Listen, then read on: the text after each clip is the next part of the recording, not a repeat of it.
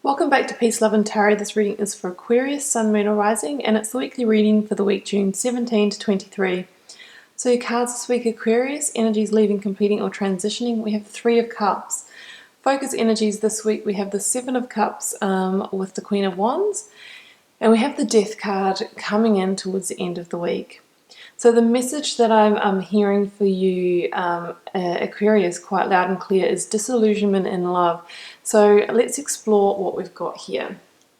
So in your recent past, these two cards came out together. We have the Three of Cups and we have the Five of Swords. So I see this as a conflict energy in a situation that involved three parties. So potentially, if this was a love situation, it could have been that you started seeing somebody that was already in a relationship, or potentially vice versa. You may have been in a relationship and seeing somebody, and if it's not that situation, it could just be that, you thought that you'd found something that, emotionally fulfilled you and made you feel, really great. And you were celebrating that sort of success of maybe finding some new love. And then things didn't turn out as you'd hoped for. With that Five of Swords is conflict energy. So there could have been, an argument. It could have broken down in some way.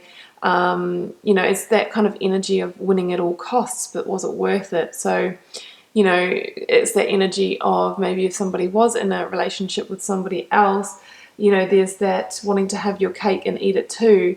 But, was that really worth the pain that you've caused everyone in the situation, or the other person has caused you in this situation? So, yeah, I definitely feel some kind of conflict or betrayal around a love situation, but a love situation that potentially could have been a love triangle. I don't feel that this love was, sort of a committed relationship. So interesting energy there, Aquarius. So focus energies this week. This is where things shift up a little bit. So, just continuing the theme here with the Seven of Cups, which came out with the Ace of Cups. So I really feel like, you'd really hoped that the situation was going to unfold and sort of really turn into a situation or relationship that, that actually emotionally fulfilled you and fulfilled all of your senses. But I feel that, it was a bit of an illusion, and it didn't have the potential to fulfill your desires or your wishes. Or it could have been a situation that was driven by desire. Perhaps you got into this situation because the person was, really chemically attractive to you.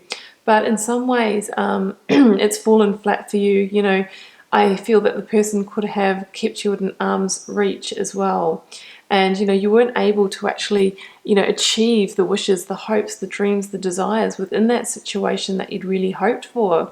I think at the start, it had this Ace of Cups energy for you. It had all those perfect seeds of, a great new love, one that was actually going to fulfill your five senses and overflow your love cup. But yeah, something for it just sort of feels a little bit off for me, and I feel like it's actually caused you a little bit of pain. And I think this is the week where you really sort of see it for what it is and see that it really wasn't an illusion. It had an illusionary quality for it. And I feel that this week, it's asking you to embody a Queen of Wands energy to transition through this situation. So yeah, I know, this Queen of Wands card here, Aquarius, it's either the qualities that you need to take on, or it could be a fire sign female, so Aries, Leo or Sagittarius, that's going to give you some insight to help you navigate through the situation. So the Queen of Wands is an energy, she's somebody who is determined, strong determination. She's sort of passionate, and she has that fire energy to sort of drive her. She's also grounded and visionary. She knows what she wants. She knows the direction she needs to head in, to actually manifest that, that sunny future, to not manifest a situation that's, up in the clouds, that's built on a shaky foundation, that's going to lead to a tower moment, that's going to, hold everything you want at an arm's length, to withhold love from you. I feel the situation that you were in, maybe the person was not emotionally available for you. I think that's the message there. So it's asking you this week to embody your Queen of Wands energy, find your fiery determination to look towards a greater future for yourself. And what we have coming in towards the end of the week, Aquarius, is the Death card. So I actually love the Death card in this reading because this is where you let that situation go and ride into your sunnier future, your brighter horizon. So the Death card is all about letting something go or letting something pass that is finished and done or wasn't serving you anymore. And through that action, that's when you receive, alchemical, spiritual transformation and growth. So it's really, time for you to let the situation go. I don't think it was serving you. It wasn't actually going anywhere.